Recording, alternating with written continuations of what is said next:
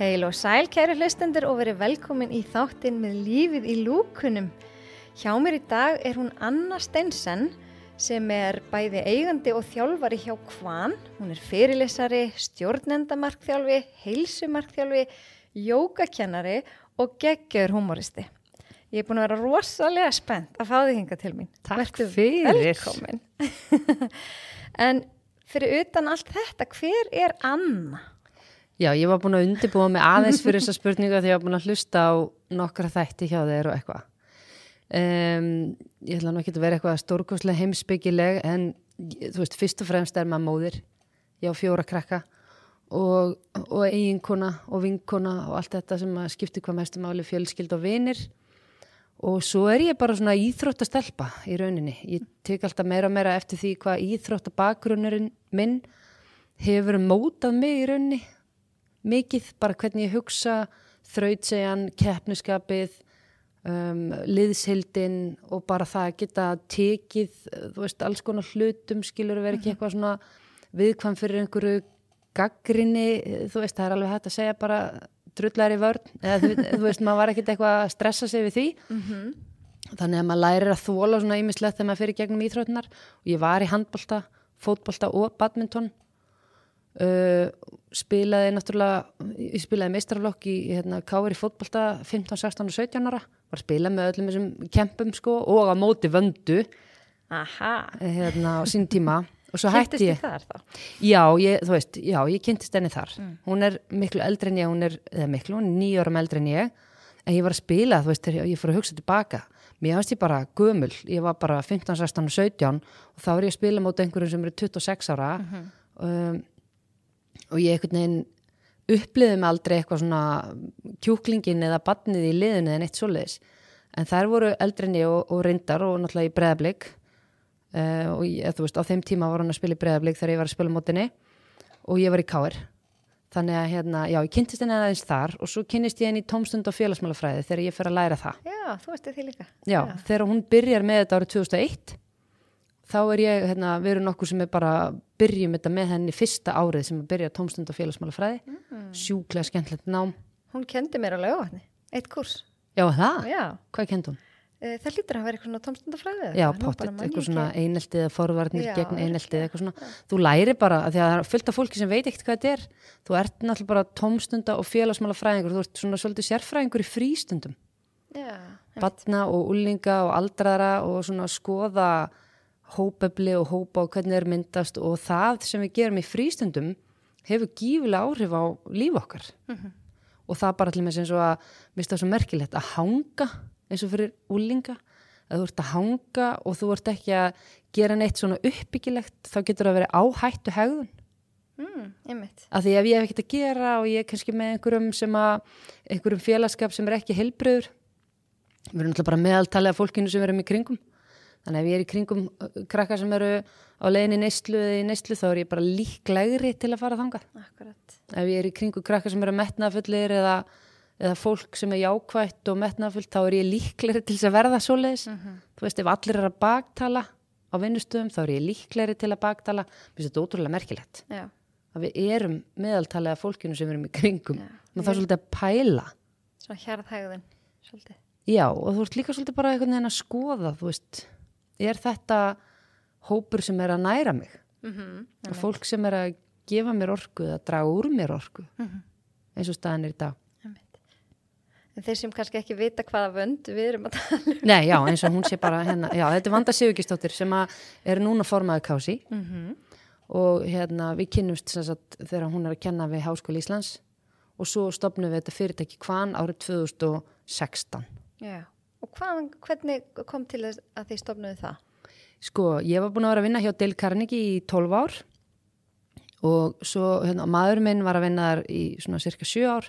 Svo hættu við og okkur langaði til þess að fara að gera eitthvað sjálf og ég náttúrulega bara þekkt Vöndu og Kobba í gegnum námið og við förum svona bara svolítið að tala saman og hittumst á Hofsósi. Þau eiga þar fjölskyldan hennar Vöndu hús, bara beint á móti sundlauginni. og erum þar bara í sko, þvílíku veðri, bara gatti og bara liggum við hvirfilbil og þar erum við bara svona að sjá eigum að gera eitthvað saman, við erum bara 4 að spjalla saman heila helgi og þá einhvern veginn kviknaði þetta að stofna fyrirtæki og svo byrjum við bara, við vissum í raun ekki tannilega nema við vildum vinna með börnum og úlingum, styrkja sjálfsmyndina og sjálfströstið og leiðtogafærnin og allt þetta, þannig að það var svona fókusinn til að byrja með og þar, þú veist, við höfum alltaf, það er svona það sem við brennum mest fyrir, þú veist, allt þetta forvarni gegn einelti og passa upp á að fólki líði vel og líði silt. Þetta er það sem skiptir okkur mestu máli, svo höfum við bara stækka. Algjörlega, maður hefur séð það. Já. Alls konar námskeið í boði. Já, og bara, þú veist, svo koma, þú veist, af því þau eru í akademíunni, Vand og Koppi, þá koma þau með, þú veist, rannsóknirnar inn í þetta, sem að ég og Nonni erum ekkit eitthvað, skoða rannsóknir á hverjum degi, en við segjum kannski eitthvað og þau segja, heyrðu, ok, þess og þessi geta bakkað þetta upp. Þannig að við byggum til námskeið fyrir kennara, sem heitir Verkfærakistan, og þar erum við bara að þjálfa kennara í að búa til góða menningu. Frábært. Inn í bekkjum. Og í rauninni, allt út frá þessu, erum við líka að fara með þetta inn í fyrirtæki. Hvernig býr þetta góða menningu? Menningin er allt. Skiptir óbærslega miklu máli. Ég meina, þú veist, þú ert bara með vinnur á einhverju vinnustað, skrítin menning og erfið vinnustafmenning er ekkert gaman. Og þú á endanum hættir. Þú veist, þú nennir ekkert að vera að vinna á einhverju vinnustað sem er ekki að næra þig. Manstu, meðaltali af fólkinu sem ég er í kringum.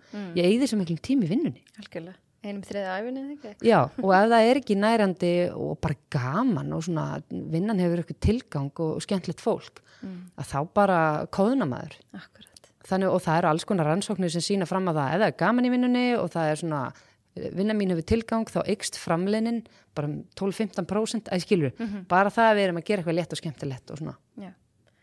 En gaman að heyra að íþróttirnar hafi, að þið finnst íþróttirnar hafa mótaðir svona, því að þetta er akkurat það sem maður er alltaf að tala hvað er mikilvægt að ungmenni haldist sem lengst í íþróttum eða einhverju skipulaðri svona starfsemi. Já, ég hef alltaf sagt það með mína krakka, þú verður að vera í einhverju íþróttu, að því ég og strák sem er á einhverfurónu, sem er 17 ára og hann var ekki, þú veist, hini krakkarnir mínir eru öll svona hópíþrótta, þú veist, í handbolta og fótbolta og og yngstaðir í bæði.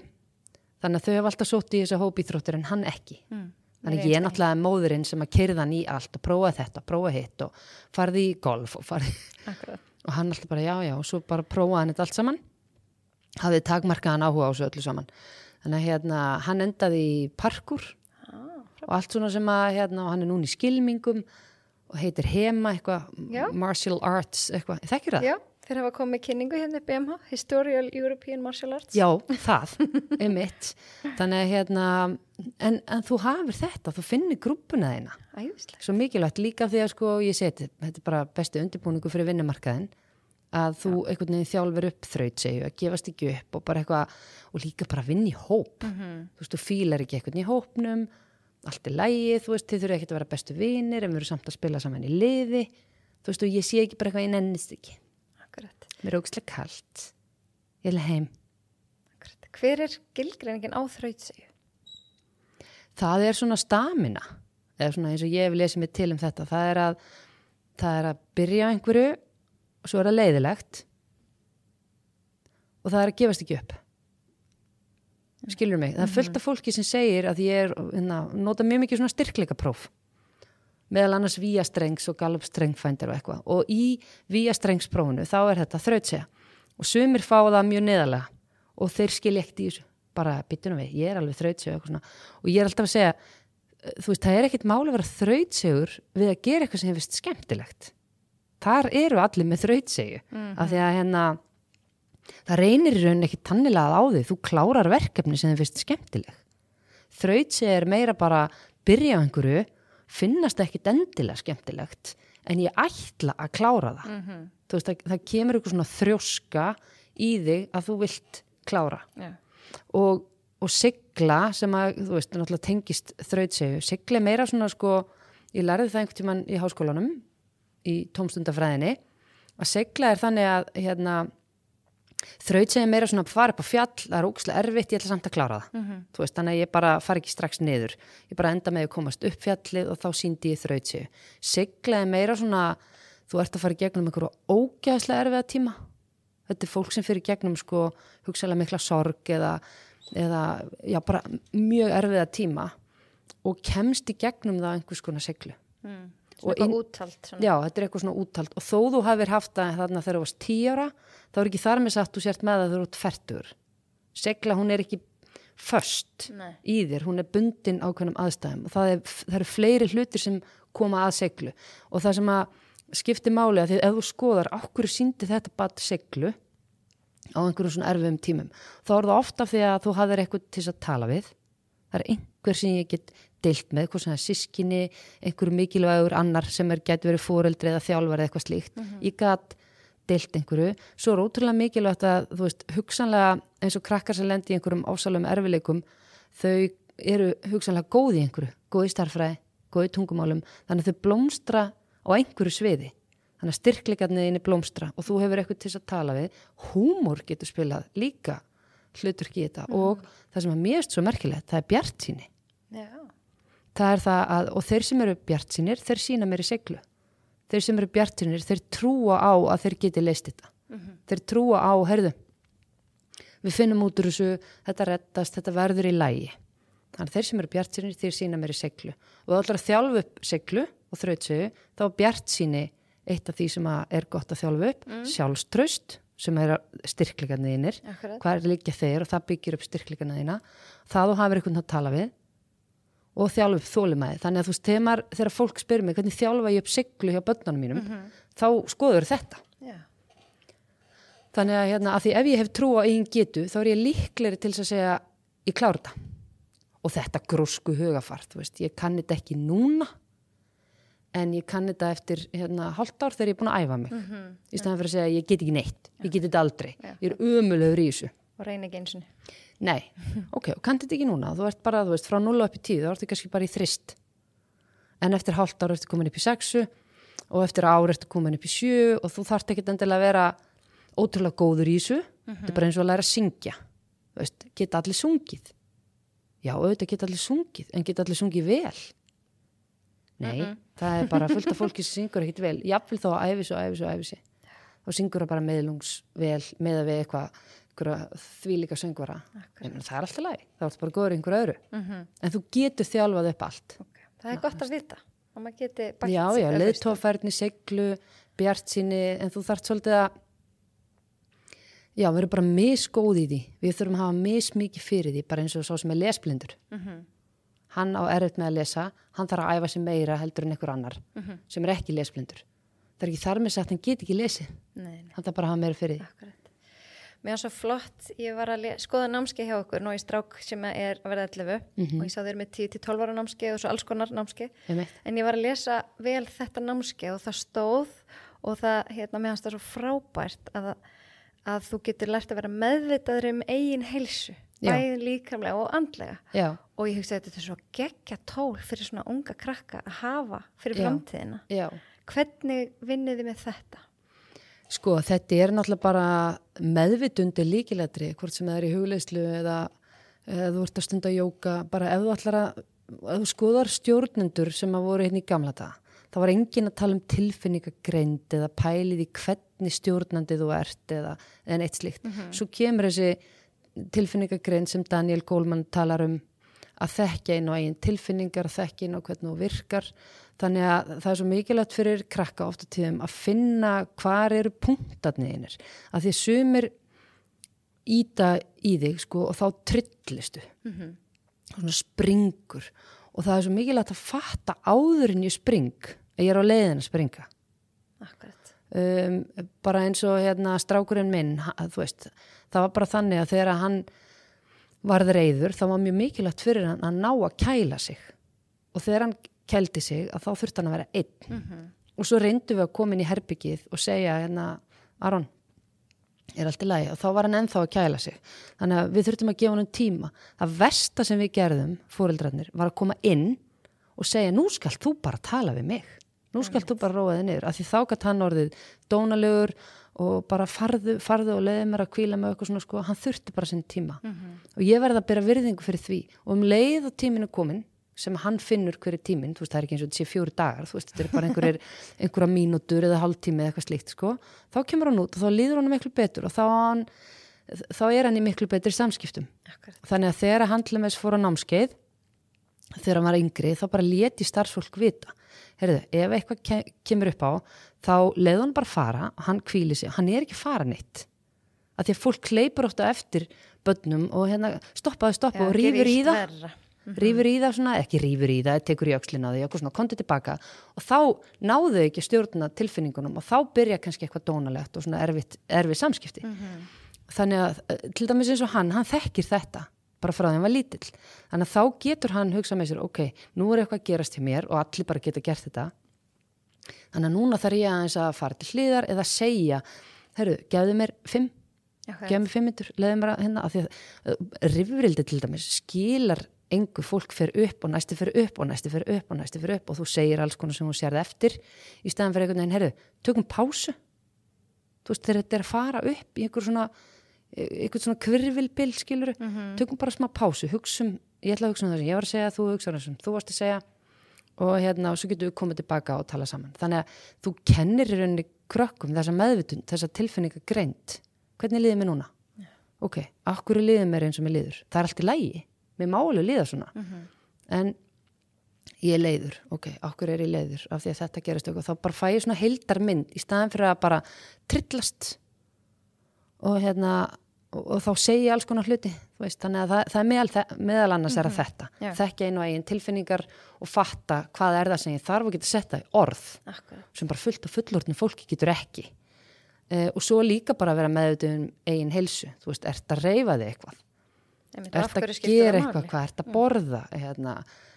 Og líka þetta eins og krakkar, ég meina, við vitum þetta náttúrulega miklu meira núna, þú veist, ég meina, þegar ég var í Vestló, ég borðaði stundu bara þrist í hádeginu. Og þú veist, eitthvað Pepsi eða Coke eða eitthvað, skilur þú veist, bara að því átt enga pening og ég bara eitthvað rugl og þú veist, og ég einhvern veginn hafði tilfinninguna ekkert hefði áhrif. Þannig að þú veist, hvenær ferð að sofa kvöldin, við erum svolítið að hjálpa þeim að pæla í þessu, hvað er að borða, hvenær er þetta að borða, því þú getur orðið svona hangri. Akkurat. Bara, þú veist, ég á stelpu sem getur orðið svona, ég er alltaf bara eitthvað, þú veist, þegar hún er bara ekki skemmtileg, að þá er ég bara eitthvað svona, heyrðu, ertu búin að borða? Nei. Já, nenni að fá þér að borða og tala svo við mig, sko. Og ég líka, þú veist, ég ætla ekki að segja, ég bara, þú veist, ég þarf líka að vita hvað er sem að ítur á mína hnappa. Og þú veist, og ef maður er bara ósofin, þú veist, það styttist þráður þinn og þá ertu bara verri og þá það maður líka geta sagt, heyrðu, þú veist, ég finna, ég er ekki alveg upp á mitt besta núna. Þú veist, þannig að fyrirgefðu að ég sagði þetta á þann. Svona hluti þið geta sagt fyrirgefðu og bara pæla eins og sjálfum sér. Sem alltaf fáir gera. Já, verið miklu betri í þessu heldur en áður samt, sko. Við pældum ekkert mikið í þessu og ég finn alveg mun og kynslóðum þarna. Já, það er akkurat það sem ég langar svo mikið að spyrja þig um. Ég hef svo mikið áhuga á þessum kynslóða mun. Já. Ég fór einhvern tímann á fyrirlesti hjá þér þar sem að ég kom heim og bara, vá, þetta er eitthvað sem ég langar að kynna mig betur. Þannig að væri til að segja okkur aðeins frá þessum, er þetta 5 kynslaðir? Já, sko, á vinnumarkaði eru 4.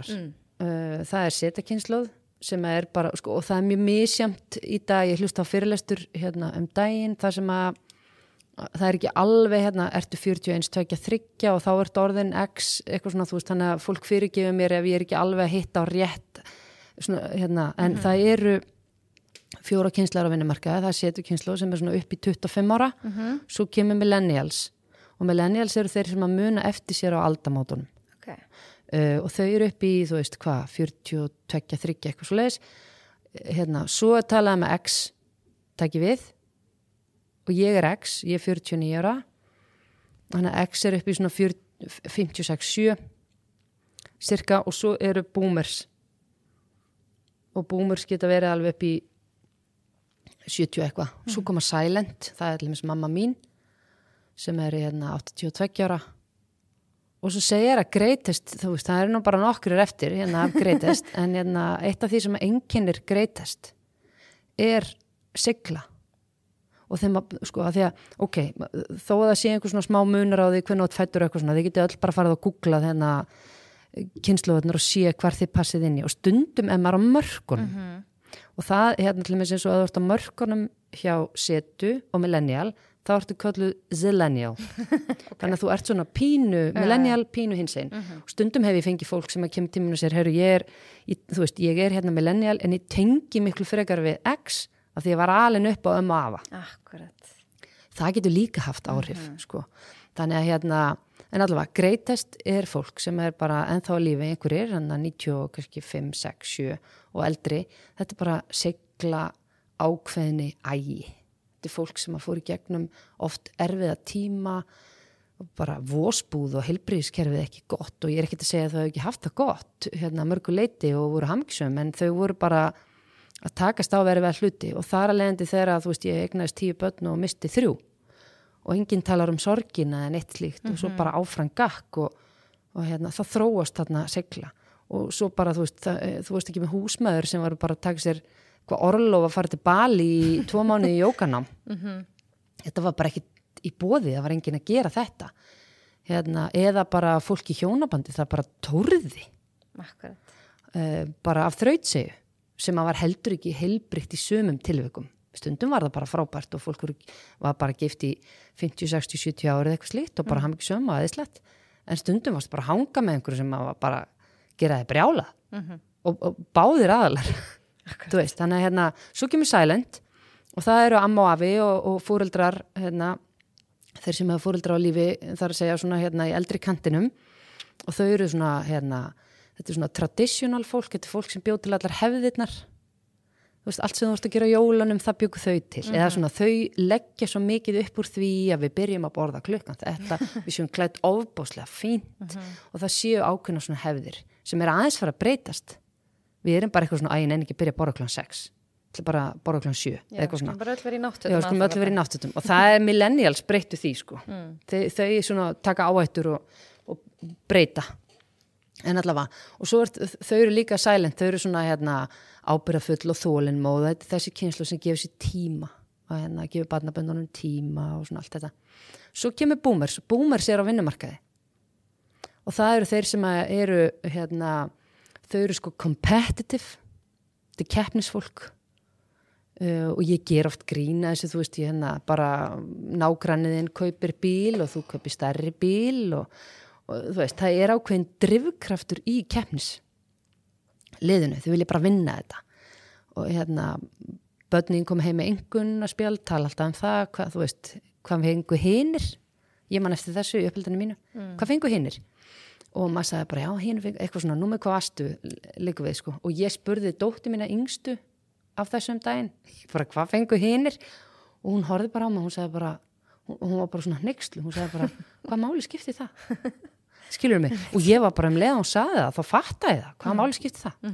Það var þetta bara eitthvað svona gamalt sem að maður spurði. Börnin eru svo ofta að kenna okkur eitthvað, ég sagði mitt daginn eitthvað og þá sagði son minn, mamma, þú sagðir maður ætti ekki verið að bera sér saman við aðra. Já, einmitt, og svo er maður samt að því, sko. Þannig að já, þau eru svona competitive, þetta er bara hörku drifkraftur á bak við þetta, þau eru félagslynd, þau vilja hittast og ótrúlega skemmtilegt, ég var með námskeið fyrir þjálfara daginn í fótbolta og þú varst með 4 kynslóðir þjálfara, það var sko boomers og X og millennials og Z og það var svo skemmtilegt að pæli því ef það kom upp eitthvað vandamál hvernig leysa þér hlutina allir boomers, ef það kom upp foreldra vandamál sem er nú eiginlega bara stærstu vandamálinn í dag, það eru foreldra Foreldravandamál. Já, foreldravandamál, þetta segja allir grunnskólar og leikskólar og þjálfarar og eitthvað þannig að ef þú ætlar að leysa þetta, hvað gerir boomers? Þau hitta foreldra, setjast niður með þeim og spjalla. Hvað heldur að setjukynslóðan gerir? Ég spurði strákana, myndi þið gera þetta? Þetta voru allt meira minna strákar. Senda þeim skilabóð og sportæblir eða einhverju. Já, senda bara langan póst. Það er svona útskýri málið þitt og eitthvað svona sko. En þau vilja ekki hitta fólki. Þannig að þarna er þetta sko með 4 kynslóður með alveg ótrúlega ólíkan nálgun. Og boomers finnst þetta bara rétt og þá snýri þessi við og sögðu strákana, hvað er að ykkur? Þegar hitta fólk, setjast niður og spjalla og þeir voru bara glætan að ég sé að fara að gera það. Þannig að þau eru svona félagslynd og þau eru með keppniskap og svo eru þau heil kynslóð með sjálfstraust boomers. Þannig að það hefur verið alið uppi bara hafa trú á eigin getu og eitthvað svona sem að þetta er eina kynslóðin sem er með þetta sjálfstraust, svo eru bara næstu kynslóðum annað. Svo kemur X sem er 42-3 upp í svona 56 og það er sjálfstæði, veist, þarna voru sko mamma farin að vinna og pappi farin að vinna, þannig að það er bara þróast eitthvað svona sjálfstæði, við bara gerðum það sem okkur sýndist og það var enginn að pæla í okkur og enginn að ringja okkur að því að síminn var alltaf fastum með eitthvað vegg. Það var ekkert verið að taka myndir eða neitt, það vissi bara ekki hvar við vorum. Nei, ég var einmitt að hugsa daginn, ég held að foreldrar minn hafi aldrei komið inn í menntaskóla minn. Veist, ég var þegar ég var í menntaskóla. Nú kom allir foreldrar því ég er að kenna í menntaskóla, koma foreldrar og kynningar og einhvern veginn eru miklu meira með. Já, þegar þú segir þetta, þau kom aldrei. Og ég menna, þú veist, það kom ekkert mikið. Mamma mín var svona aðeins öðruvísi að því hún horfði á alla leiki, kom í badminton að horfa á eitthvað svona, en ég menna, kom enginn að horfa á. Það fór enginn með manni í ykkur svona keppnisferðir eða neitt slíkt og ef að þú gerir rosa mikið sjálfur þá verður við sjálfstæður. Þetta og ég held að það sem gerist oft þegar við sem kynslóð fáum við kannski erum að gera rosa mikið sjálf þá gerum við það stundum öfugt við okkar börn af því að við vorum svo mikið ein og mikið, ekki mikið ein en mikið að gera sjálf, flytja heimann sumir 16 ára. Við erum með þau í bómul, meinarðu? Já. Þú veist, þannig að ég ætla að gera, þú veist, öfugt eins og til dæmis, ef að ég fekk ekki mikið svona kærleik eða í mínu uppeldi þá gef ég kærleik, skilurðu. Þannig að ef að mig skorti þetta þá ætla ég að gefa það. Ef ég fekk of mikið af þessu þá ætla ég að gera minna því, sko.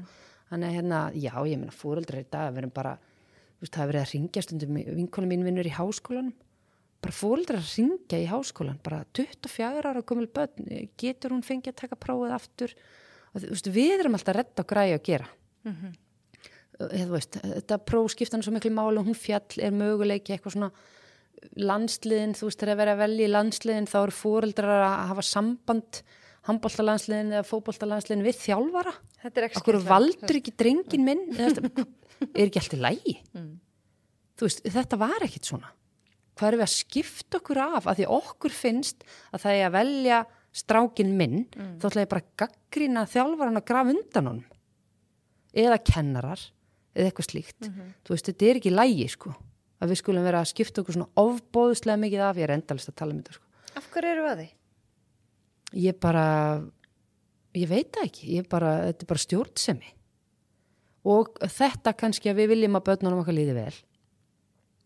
Þannig að við förum í svona hlutverk þyrluforeldra og krulluforeldra. Þyrluforeldrar eru þeir sem er yfir börnunum sínum eins og þyrla. Þannig að við kippum inn í of snemma. Þú veist, þau lendi einhverju af því að þyrla fyrir ofan, þá sé ég allt sem er í gangi, þá kipp ég inn í of snemma. Þannig að þau þróu ekki með sér hæfileikan til þess að gera sjálf við að fara í gegnum mótlæti því ég redda og græja og geri. Við erum samt ótrúlega kærleiksrík. Við viljum börnunum okkar vel. Við gefum þeim ást og umhyggju. Þetta er góðu hlutinir. Bara meðan við förum ekki með þetta í öfgar og ætlum að stjórna öllu. Þú veist, vantar þið eitthvað og ég legg inn á þau og svo býrðu heimi á mér til 30. Og ef þú fer í ástasorg þá skal ég redda þessu og við græjum náttúrulega alla sálfræðitíma og allt þetta svona eitthvað sem er frábært að mörgu leyti. En þannig að við þurfum bara að hugsa um þetta. Ég held við séum bara oft og tíðum farin að gera allt of mikið og taka af þeim hæfileikan til þess að læra sjálf og gera sjálf. Og svo ertu með millennials og það eru svona, þú veist, 25 upp í 41-2. Þau eru svona svolítið pönkarar upp á það að gera þau taka áættur og þau, þú veist, þau eru metna fullkomnunarordan er svolítið yfir þeirri kynslóð. Þau vilja gera hlutinu svo ofbóðslega vel. Og sjálfhverfa kemur þar inn í hjá millennials. Þannig að þetta er fólk sem að setja miklu meiri mörk í vinnu af því að X-kynslóðin sem ég var að tala með á hann, sem var sjálfstæð, hún er sveigjanleg. Þannig ég ætla með X og ef mér var satt að vinna í 20 tíma, hvað heldur að maður hafi gert? Vannst í 20 tíma? Já, þú veist, við bara vinnum í 20 tíma og ég bara, þú veist, ef ég á móka skurð eða ég á bara að gera eitthvað annað, þá bara ger ég það. Já. Ég var ekkert að koma með einhverju starfslýsingu. Nei. Ég man því að ég var flugfræði nokkur ár, ég man bara í fyrsta skipt sem þurfti að ringja mig veika. Ég var bara með samviskupið allan daginn. Já. Ég var samt fór veik. En þetta er eitthvað svona, ég hugsaði, þetta er X-kynslóðin. Þetta er X-kynslóðin, hún setur ekki mörk í vinnu og við erum, af því að við erum svona, ekki búin að setja mörk og erum bara duglega að vinna, að þá erum við hugsanlega með meira þol heldur en kynslóðar á eftir að því við erum, eða við erum bara búin að vinna sem við vorum bara 10 ára líka við, sko. og bara veigur okkur ekkit við það að vinna lengi og nætuvaktir og svona og hinsegin og bara og safna pening og gera og græja og svo koma krakkar í dag og segja bara, þú veist, ég ætla bara að vinna 50% og ég ætla ekki að vinna eftir 4 og ég ætla að taka hérna personal day off og ég ætla að gera svona og við bara, byrju, má þetta? Skilji, og þá hérna, þetta er bara svona ólíkt, þannig að og svo ertu með setjukynslöðina sem er ótrúlega opin og hún er skapandi, þetta er bara frábær kynslöð en hún er, þú veist, sensitive, hún er viðkvæm fyrir alls konar áreiti og færi náttúrulega bara bombardir af áreiti, sko, þessi kynslöð. Er það samfélagsmiðlarnir þá aðalega kannski? Já, og getur ímyndað þú veist, það er bara non-stop verið að segja hvað átt að gera, hvernig átt að vera, hvernig ammalið átt að halda, í hverju átt að vera, hvernig átt að líta út og allt þetta og TikTok, þú veist, þetta er bara non-stop átt að skrolla. Þú veist, það er bara endalaust verið að segja hluti, sko. Þannig að þetta er svo mikið upplýsingum og það getur bara verið, þú veist, þannig að þá ertu bara eitthvað, please, ég get ekki meira, sko.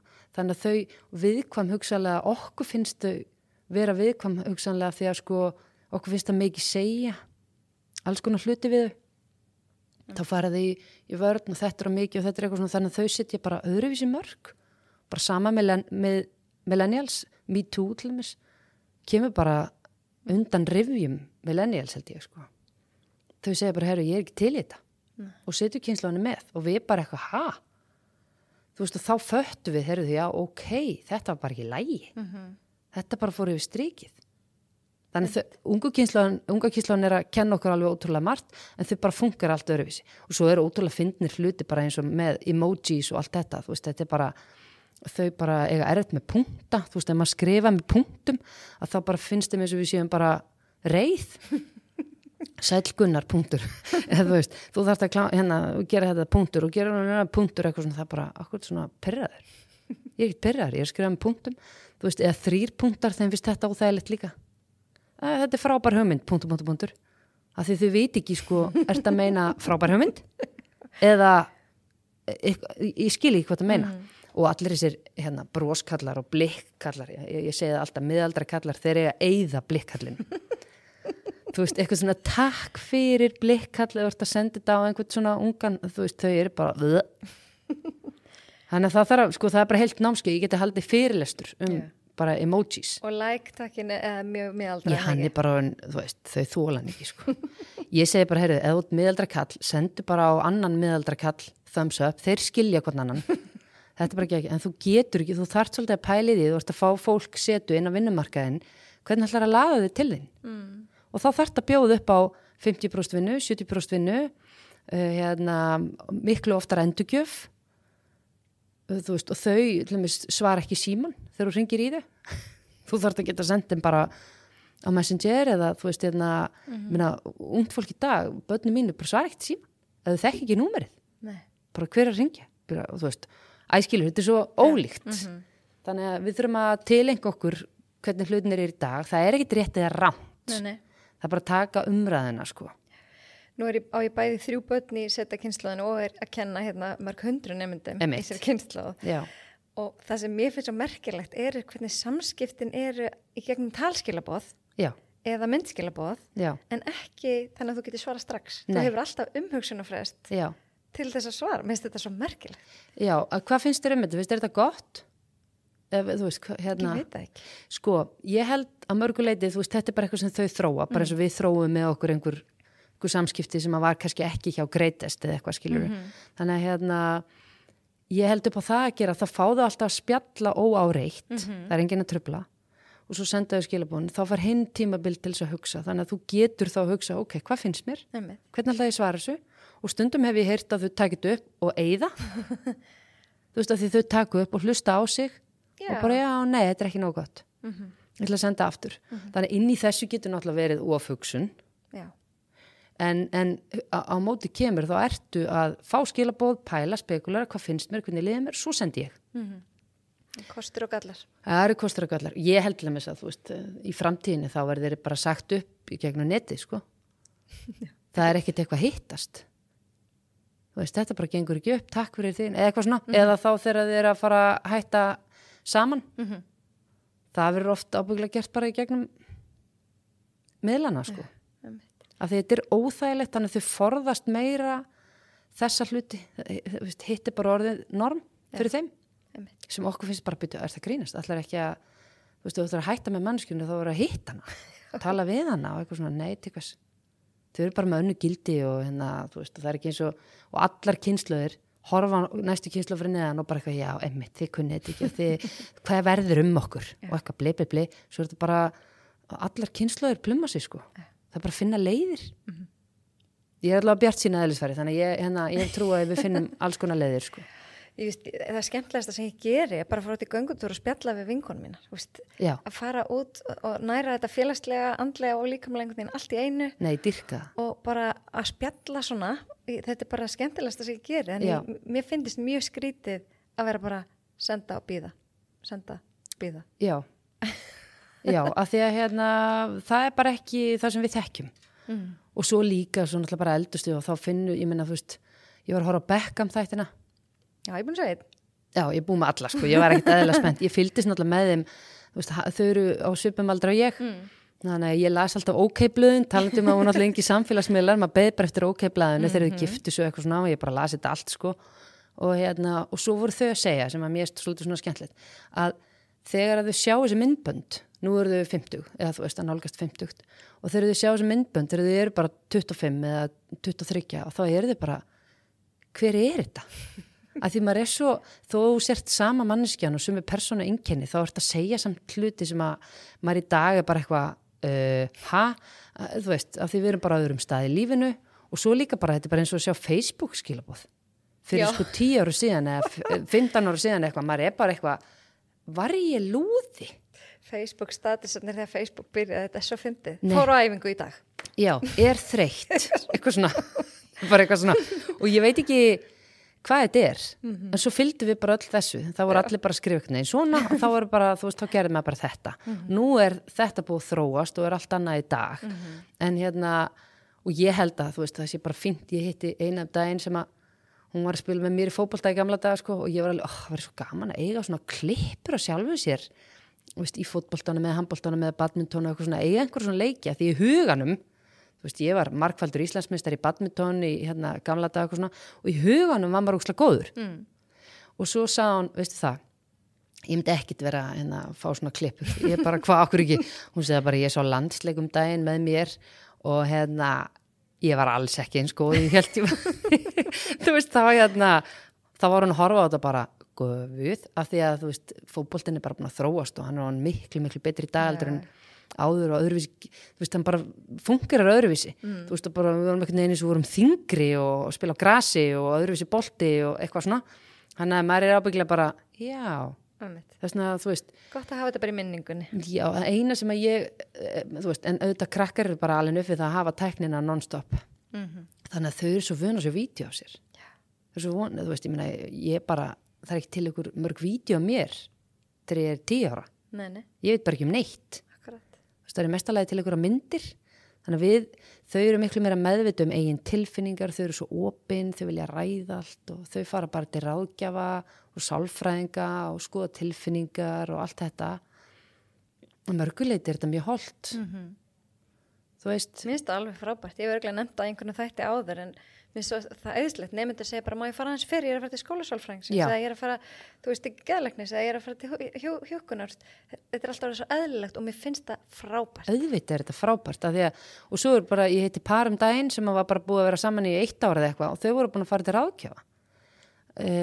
og ekki af því að var eitthvað af því þau eru bara pæli í framtíðinni, hvernig við viljum hafa sambandi og eitthvað, þetta er svo heilbrigt ég meina við förum ekki til ráðgjafa en bara alltaf í rúst maður bara eitthvað trillast og eitthvað svona og bara sumir elsta kynslan bara fer ekki það er bara eitthvað skömm fara til sálfræðings, þetta er bara já, sálfræðingi já, er eitthvað stórkostlegt að og eitthvað svona og ég meina það var eitthvað að allstaðar þetta er ekkert eitthvað meira núna heldur en í gamla daga, sko það var alls konar inn á öllum heimilum og þunglindi og alkoholismi og þessi að tala ekki við þennan og alls konar, nei, við bara ræddum ekki þetta og allir bara hressir á yfirborðinu, þú veist skiljið svo áttu bara konur og vinkonur og spjöllu saman það, ég veit ekki hvað kallandi gerði, sko hvort að þeir var eitthvað, þú veist þessi svona íslenski kallmaður, hann var nú ekki að já, hann var að bera harm sinn í hljóði allavega, sko. Hann var nú ekki eitthvað að setja sína tilfinningar á torg, sem gera það verkum að þú þekkir ekki inn á þér.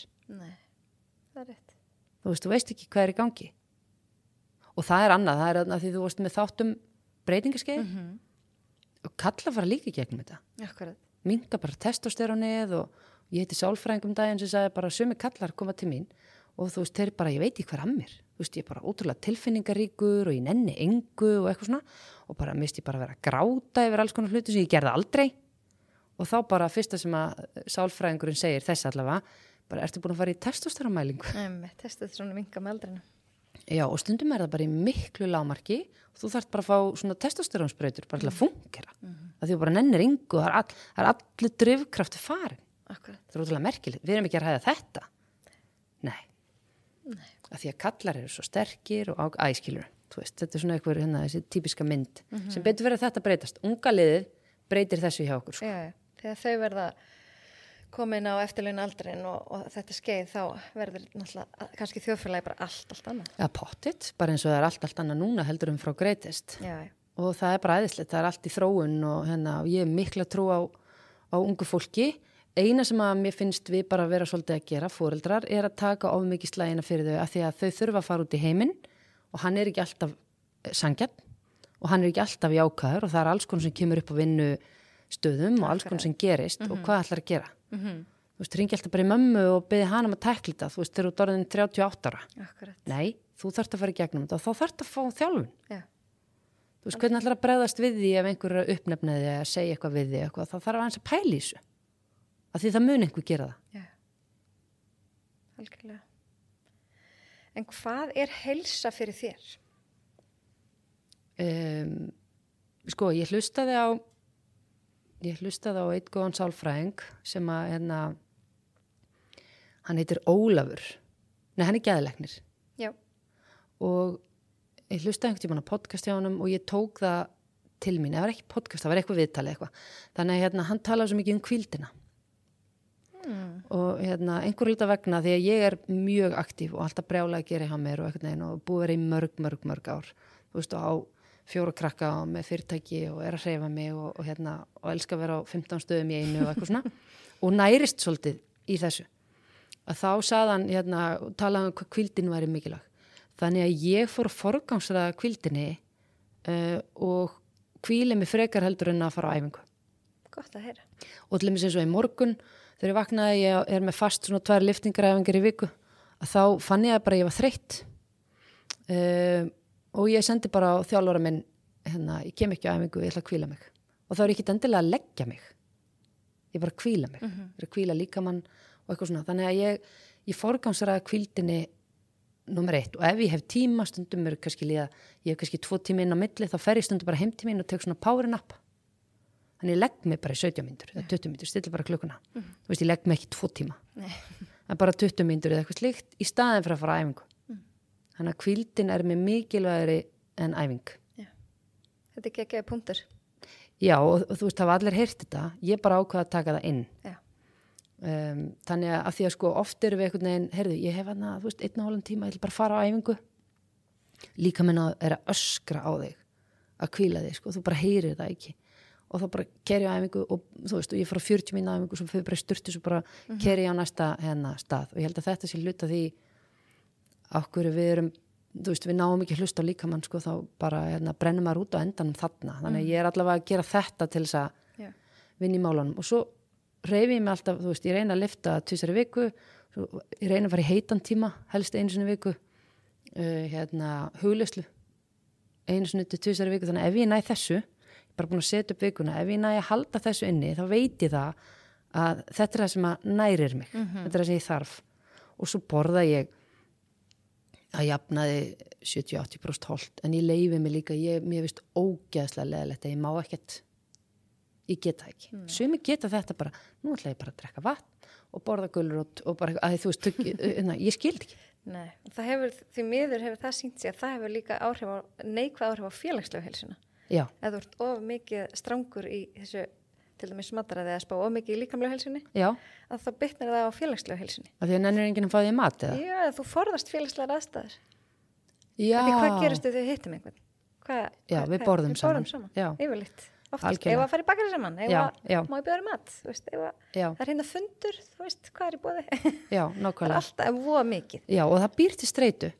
Þú veist, ég má ekki bara þetta og ég þarf að fasta svona mikið og eitthvað svona. Þetta hendar fullt af fólki að fasta og þú veist, einhvern veginn, henda mér ekki. Og ég er búin að komast að því að henda mér ekki, vera mótnana að æfa. Já, snemma, eða? Nei, ég bara geta ekki.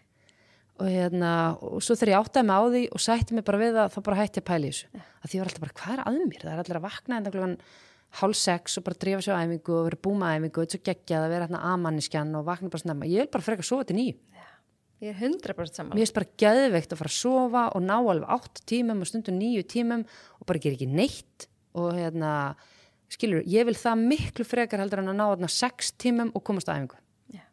Ég er nýbúin að vera að heyra þetta hjá 2 af vinkonum mínum sem voru alltaf að æfa klukkan 6. Já. Það eru núna farnar að æfa öðrum tímum af því það segðu bara ég finn hvað það er mikilvægt og mikilvægara að sofa vel. Já, ég er þar allan daginn og sérstaklega eftir ég fór á breytingaskeið og fór í gegnum breytingaskeið þá bara er ekki ég á ekki breyki þetta og ég ætla ekki einu svona að reyna að gera líkamannum mínum það að því að ég er B-manneskja, ég fer ekki svo klukkan 10.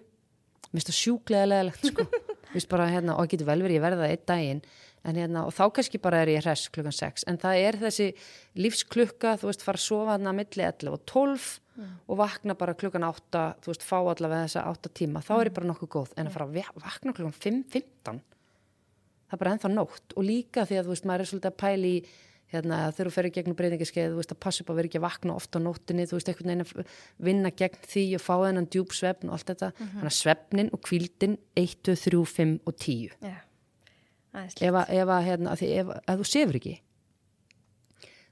skiptir það máli hvort þú ert bara brokkoli í alvegni. Þú veist, það er bara eitthvað, hvað máli skiptir það? Þú veist, þú er bara að sofa nummer 1 og 3. Og svo náttúrulega bara eins og ég segi, svo gerir bara svo hún getur og hreyfir eins og getur og fari í göngutúri eins og þú sagðir með vinkonu sinni. Ég bara elska. Úti, hreyfa hundinn, þú veist, hreyfing í leiðinni og spjall. Akkurat. Það er bara tekið öllboks, ding, ding, ding, ding, ding. Það er svo geggjað. Já. Nú eru námskeiðin ykkar mörg líka að vinna með kvíða, er það ekki? Það er heldur stórt vandamál í dag. Já, sko, þú veist, þegar við erum að vinna með kvíða þá náttúrulega er þetta bara svona fyrsta stigs, skilur, þetta er ekki kvíði, klíniskur kvíði. Ekki sjúklegur kvíði. Nei, þá þarf þetta að fara til sálfræðings og vinna með það þar líka og stundum eru krakkar á námskeiði og hjá sálfræðingi. Þú veist að því að þannig að við erum ekki að vinna þannig með kvíðan en hins vegar bara svona að það er allir sem upplifa kvíða að einhverju leiti. Á meðan hann er ekki sjúklegur eða klíniskur. Þá er það bara svona, þú veist, hvað er kvíði? Hvað vekur upp kvíða hjá mér? Og það getur bara verið að koma fram fyrir framan aðra, standa upp og halda ræðu. Það getur verið félagskvíði eða bara feimni og þú festist í svona feimnisvítarhing.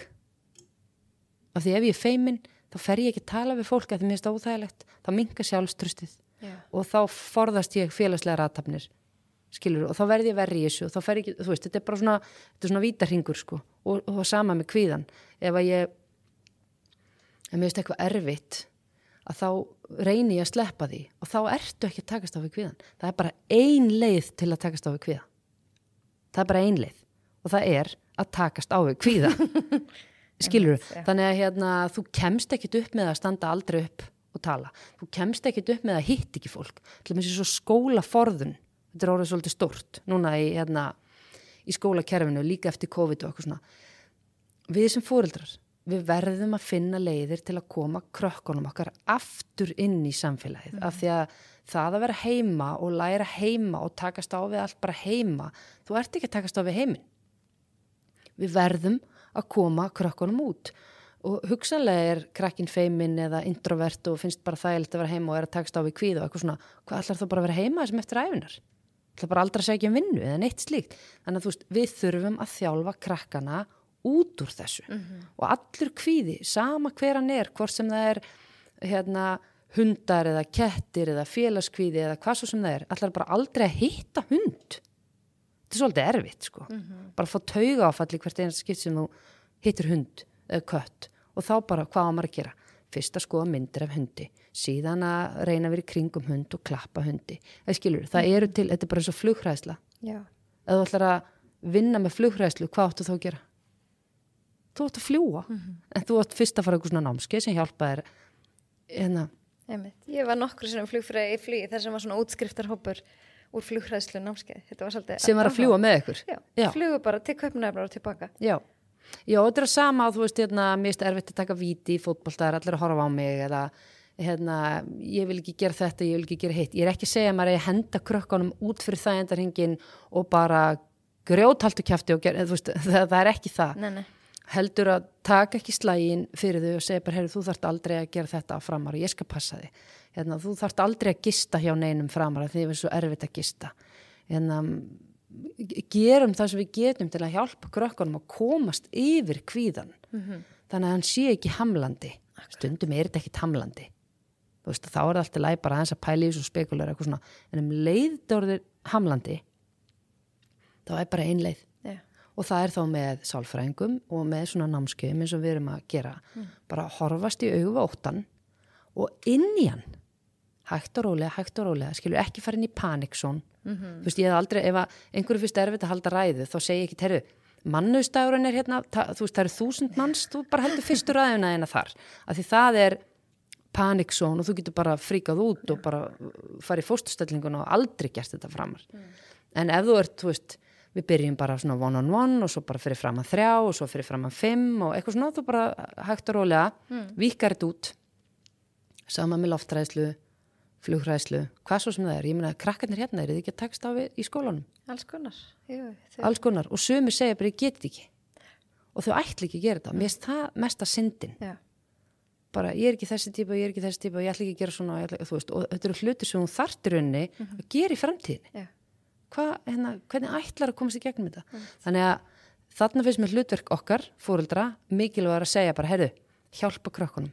Já, því að ef við taklum ekki kvíðan þegar þau eru ung, þá bara fylgir þetta þeim til fullorðinsára og verður ennþá verra. Já, og líka þetta prókvíði sem er oft bara fullkomnunar árt að líka, þú veist, að því að mér langar svo að standa mig vel í svo hrættum að fá athygli eða bara ganga illi eða eitthvað svona, þú veist, það bara besta sem gefum fyrir þið er að falla. Í alveg, þá er það búið. Já. Eða þú veist, var það heimsendur? Falla, ástarsorg, einhver svíkur þig, þú veist, þetta mun allt gerast. Já. Í lífinu, það er bara að kunna takast á við þetta og þetta er ógeðslega erfiða tilfinningar og hvað. Já. Þú veist, við höfum öll farið í gegnum þetta og svo bara einhvern veginn vinnum við í því og leyfið þér bara vera í þessu. Þetta er bara vont. Já. Og svo hlusta maður bara einhver lög og grætur og fær vini sína og borða bara snakk og eitthvað nammi og er í þessi smá tíma. Og svo fer maður upp úr þessu. Þannig að ég hef þá trú að maður getur komist í gegnum allt, lifa með ótrúlegustu hlutum, en aðalatri er að hætti ekki. Þú veist, að hafa þess að seglu halda áfram. Er það að vinna eitthvað með streitu? Já, og þá aftur ekki klínist. Þú veist, ekki þegar þú ert komin í örmögnun eða einhverja rosalega kulnun. En kannski svona hvernig fólk getur fyrirbyggt eða... Já, og líka bara, þú veist, við finnum það alveg að stundum, þú veist, ef þú útlims komin og ert hjá virk, að þá eru bara, þá þarftu bara að fara hægar af stað og þú þarft að finna orkuna hægt og rólega aftur. Við erum með svona námskeið, svona eins og ég segi, fyrsta stigs forvörd, þar sem þú ert bara að pæla í sjálfum þér og huga streitunni, þú veist, og stundum að þú hefur pælt, þú veist, þú kannski tekið viðtal við eitthvað sem er búin að vera að tala um streitu. Hvað er það sem veldur við streitu? Það getur verið, þú veist, það er aldrei eitthvað svona eitt. Nei, það er uppsafnað. Eða sjaldnast, sko. Þetta er uppsafnað, þetta er alls konar. Þannig að það getur verið bara, þú veist, þú ert ekki að sofa. Það getur bara verið samband. Bara orka í einhverju samböndum er að valda þið streitu. Það getur verið eitthvað inn á vinnustanum sem er að valda þið streitu. Það að þú ert að æfa of mikið eða oflítið er að valda þið streitu. Þannig að það sem við erum að gera á námskeiðunum er svolítið að mappa upp. Þú veist, við erum með svona námskeið sem að heitir í rauninni ekkert annað en bara hvan fyrir fullorðna. Þú veist, það er bara svona fyrir þig og þá erum við bara svona, hei, hér er þú. Hvað er að gefa þér orku? Hvað er að draga þér orku? Og hvar viltu, þú veist, að því þú þarft að vera í ákveðnu jafnvægi, það þarf að vera að þú átt maka að sinna því og börn að sinna börnuninum og sinna bara sjálf með þér og svo reyfingu og öllu þessu og þú þarft að halda sér ákveðnu jafnvægi. Ef þú þenur þetta í allar áttir, þá kemur streita. Ef ég vinn ótrúlega mikið og svo er ég alltaf þarna og svo þarf ég að vera endalaust á æfingum og ég sjúklega hress og ég gefa ókslega mikið af mér og eitthvað svona, þá ert að þenja því alla kanta. Ég vildi vera með myndavél að þér hérna. Já, því ég er að nota hendurnar, þá er ég bara í rauninni, þá er ég að fá 10 öllu, þetta er svona fullkomnunar ára. Það býr til streitu. Já. Af því að ég þarf að halda dampi og nú er fólk að segja ég þarf að gera þetta og ég er eitthvað svona, af því ég er þessi típa. Og það getur bara svo ég hitti eina sem var bara með allt upp á 10. Og ég spurði hana bara, akkur er þetta að koma að hitta mig? Það bara, hún sagði, þú veist, ég er bara hætt að sofa. Af því það var svo mikið streita. En samt var allt upp á 10, skilurðu. Þannig að stundum er það sem veldur streitu. Þannig að námskeiðin okkar eru þessi, hvað er hugrekkið þitt, hvað er að hindra þig, hvernig eru samböndið þín, hver eru markmiðin þín, þú veist, við erum bara í svona, hér er þú, við ætlum að uppfæra þig, bara svo tölvan, þú veist, bara svo Windows, það er að láta uppfæra sig og bíllinn, þú þarft líka að fara í, láta uppfæra þig. Sko ástæðan fyrir ég nefni streitu að því að mér finnst að vera svolítið rauðu þráðurinn þeir sem leita til mín í heilsumarkþjálfun það er yfirleitt þegar við kíkjum í húttið eins og Hildur talaði daginn hver er orsök vandans að heilsan er bara skilur í kjallaranum þá finnst mér streita koma upp allstaðar og það er en sko orðið streita þú veist að því þú segir já það er streita en hvað er það? Einmitt Hvað er að valda í streitu? Kannski er það bara eitthvað svona bara, þú ert ekki búin að vinna í einhverju sorg.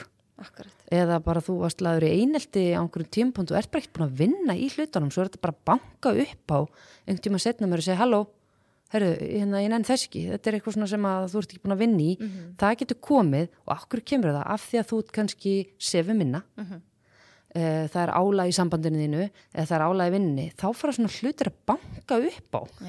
Svona, og þá þarf maður að uppfæra sjálfa sig og segja bara, heyrðu, ok, ég þarf að sleppa einhver staðar hérna, ég get ekki eftir 6 sinnum í viku ég get ekki verið að mæta allstaðar og eitthvað svona, ef ég hef ekki orku í það þannig ég verð að fatta í stæðan fyrir að segja, sko, að því svo er það eitt, hérna, því það er álag ég fæ hérna post, bara getur þú komið og tala við okkur haldi fyrirlestur, í hvert einasta skipti, nánast kemur hérna og hann má vera, þú veist, tala það sem skiptir máli en hann verður að vera léttur og skemmtilegur það búið svo mikið álag Akkurat. Það búið svo mikið álag, þetta er allstaðar og þetta er ótrúlega mikið náttúrulega bara hjá hérna, heilsugæslunni, spítalinn grunnskólarnir, leikskólarnir þú veist þessar grunnstóðir mikið álag, líka í hérna einkageranum fullt af álagi og stundum festist fólk í því, jú, það er álag en það festist í að tala álag þannig að á kaffistofunni þá erum við ekki bara að upplifa álag í vinnunni, við ætlum líka að tala það. Akkurat. Og það að tala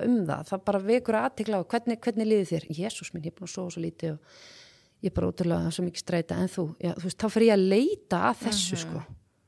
Hvernig líður þér? Neikvæð áhrif. Já, þannig að ég meina, þú veist, ef allir eru neikvæðir inn á vinnustanum og allir eru einhvern veginn að kafna undan álagi, þá bara fljótt upplifir þú það líka. Já, er ég ekki bara líka að kafna? Og svo getur við hérna, er þetta ekki erfitt? Er ekki þetta hlýtur að vera erfitt? Er þetta ekki svona hinsegin? Þú veist, þá fyrir ég að grafa, pæla, spekulara og finna kannski eitthvað sem ég er ekkert að pæli. Þannig að það getur valdið álagi að tala endalaust álag. Ok. Skilurðu? Góða punktur. Já, þannig að þú veist, ég er ekki að segja sé ekki álag. Ég er bara að segja, þú veist, þarf ég að tala það endalaust. Akkurat. Kannski reyna frekar að tala eitthvað uppbyggilegt, hvað get ég gert til að minnka álagið? Já, og líka ef einhverju kvíðin á ég alltaf að vera að tala kvíðan. Hvernig líður núna? Hvernig ertu núna? Ertu stressaður? Finnst þetta erfitt? Ég held að þið finnst þetta erfitt. Þetta gæti þér fundist erfitt. Og hérna, hvernig var skólinn í dag? Var einhver vondur við þig? Var eitthvað að valda þig kvíða? Hvað var að valda þig kvíða? Ég bara non-stop að tala kvíðan, erfitt. Þetta íti bara undir. Ég meina, þú veist, hérna, beinum athyglina því sem er jákvætt og þá vex það. Ég er ekki að tala toxic positivity eða eitthvað svona, hei, hugsa bara allt sem er jákvætt og bara gleði að því það getur líka verið pirrandi. Heldur bara hérna pælda þess í því hvað þú ert að tala í hvað fara hugsanirna þínar.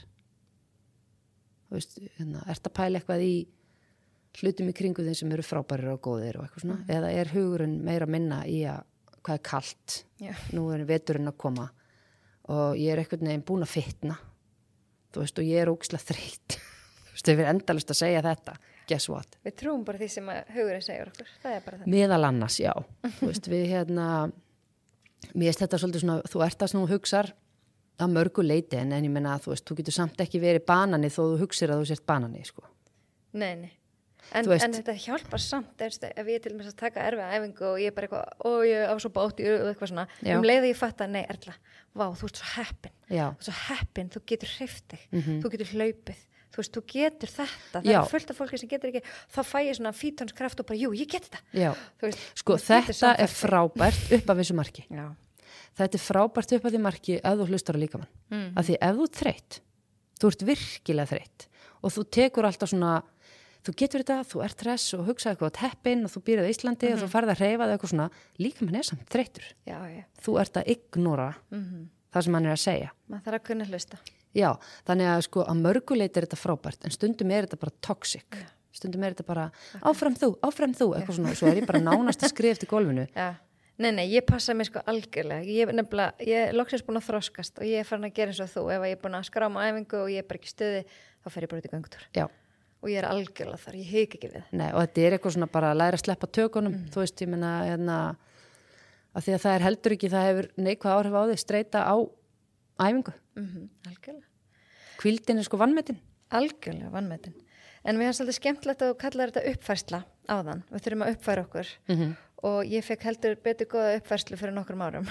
En það er því miður af því að við klessum á vegg. Já. Það er oft, við förum ekki að spá í hlutunum fyrir en það er eiginlega, ekki of seint, ég er ekki að segja það, heldur fyrir en það gerist eitthvað alvarlegt. Já. Veist, eins og þú veist að tala parið sem fór í ráðgjöf snemma, það er frábært. Akkur gerum við þetta ekki við okkur?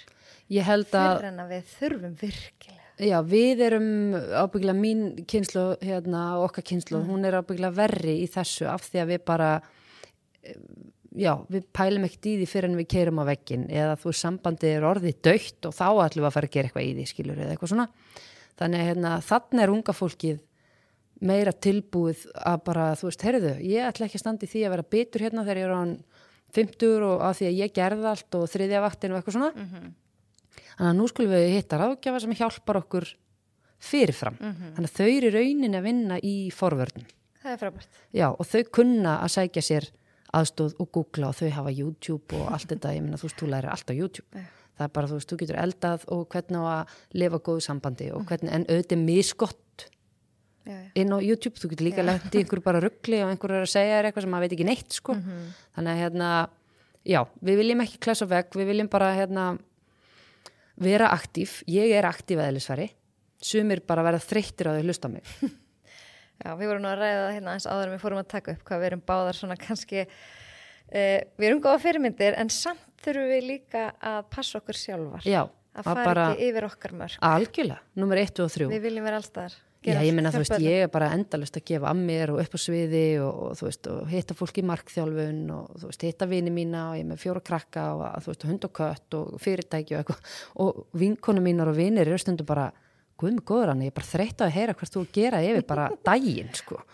Þannig að ég verð að vera aktív. Ég ætti erfitt með það að ég er extrovert og þarf að vera aktív. Ég gæti ekki verið bara í róligheitum lengi. Ég þarf samt á því að halda. En þú ert líka fyrir að forgangsraða hvíld. Já, en þú veist, þannig að sumir vilja bara vera heila helgi og bara eitthvað dunda sér og eitthvað. Það er bara aðeinslegt. Það er bara þitt. Við þurfum svolítið að finna hvað næri mig og síðan ekki gagnrýna hinn að því að hann er að, þú veist, þessi vill hjóla bara og eitthvað og ganga besjuna og eitthvað svona. Það er bara frábært, það er bara þitt.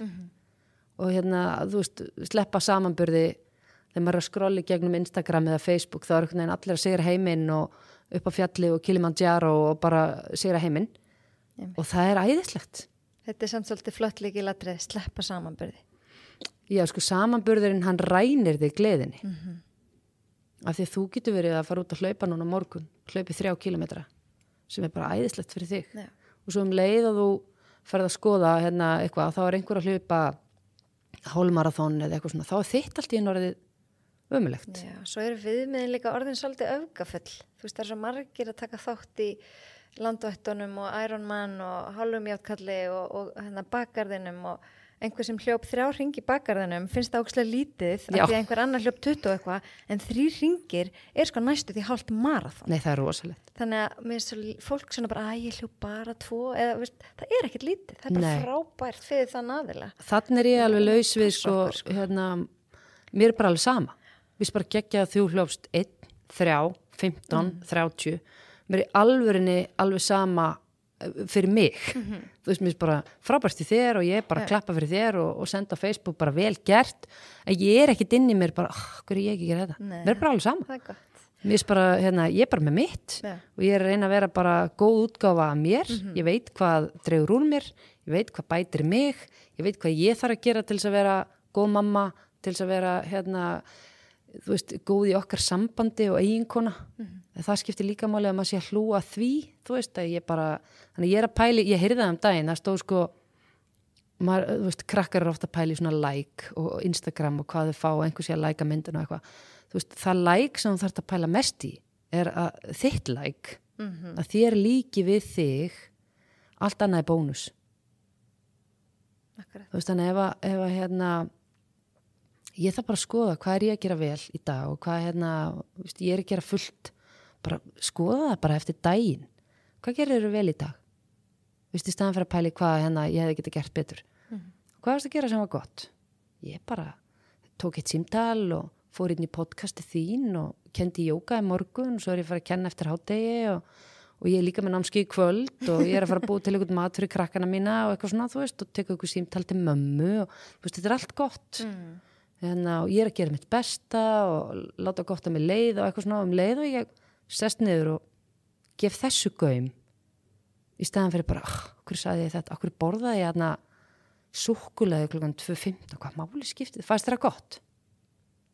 Já, sjúklega gott, já, njóttu þess þú veist, þá bara borðar ekki súkkulaði kvöld eitthvað, þú veist, ekki vera endalist að berja okkur niður fyrir eitthvað sem við erum að gera og sögðum og það allir að gera sitt besta það allir að fara í gegnum daginn einhvern veginn að reyna að komast í gegnum daginn og eitthvað svona og í lókdags hver einn og einasti aðili bara hugsa sig og sína fjölskyldu sína sjálfum sem mildi já, ég menna, þú veist, ef allir að hugsa sig hver þá hugsa þig?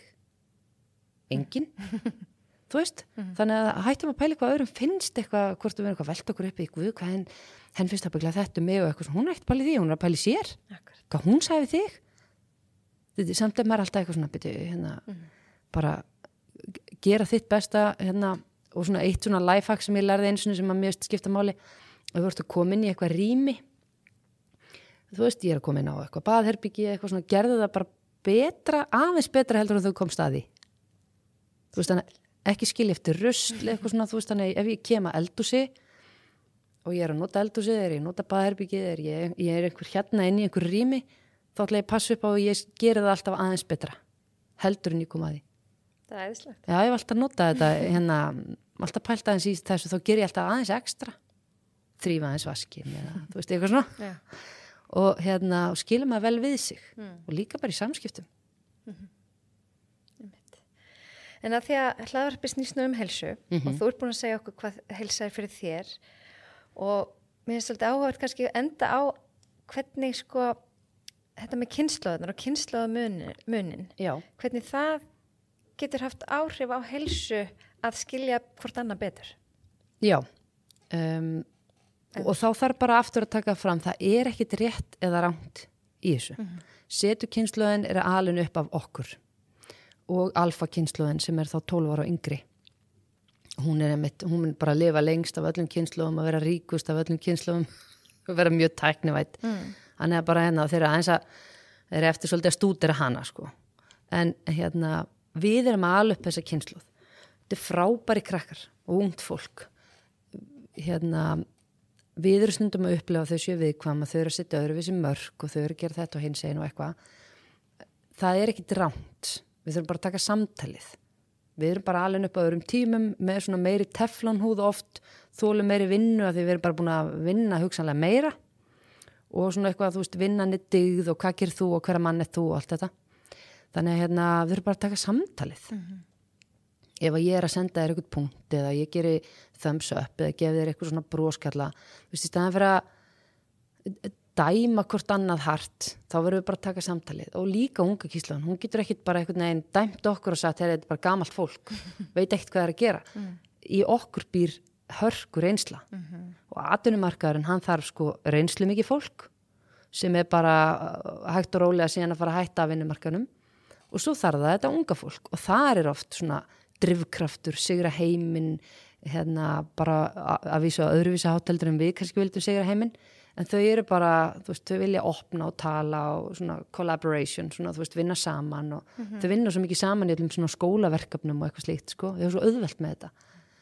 Og þú veist, ef við náum að setja þetta saman í staðan fyrir að ég pirri mig endalust á því hvernig einhver kynslóð er, þá þarf ég bara að læra henni og pæli henni og segja bara, herri, ok, við erum svona, þið eru svona, hvernig getum við unnið saman? Þetta er bara eins og að vinna með einhverju sem er frá einhverju, þú veist, við erum á Íslandi, er ekkert allt rétt sem við gerum á Íslandi, þú veist, við getum lært fullt frá einhverjum sem er bara frá Namibíu eða frá Danmörku eða Bandaríkjunum eða hvað svo sem það er og þau koma með einhverju svona menningu og hluti inn á markaðin til okkar og bara breyta og opna hug okkar. Þú veist, þannig að við getum ekkert sagt, já, nei, við erum hérna frá Íslandi og við hefum alltaf gert þetta svona og við fýlum ekki breytingar. Þú veist, heimurinn er bara síbreytilegur, meira núna heldur en nokk tíman áður og ef þú ert ekki til í að vera inn í þessu þá náttúrulega bara verður þetta mjög erfitt fyrir þig. Þú veist, að streitast á móti öllu, sko.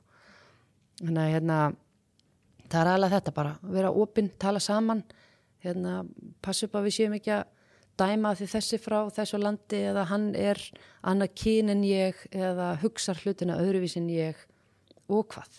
Þetta verður öll manneskjur. Já, þú veist, þú bara verður ríkari fyrir vikið. Veist, ég ætla að reyna að setja mig í spór hins aðeins og sjá bara hlutina frá þeirra sjónarhorni. Þú veist, þá bara, ég vil meina það ef við erum duglegir að setja okkur í spór annar þá bara heimurinn betri. Algjörlega. Er þetta ekki bara dásamlega lók? Ég bara, er það ekki? Þetta er bara æðislegt spjall. Sömuleiðis, ótrúlega gaman að koma. Dásamlegt. Bara takk hérlega fyrir. Minnsta. Ótrúlega gaman.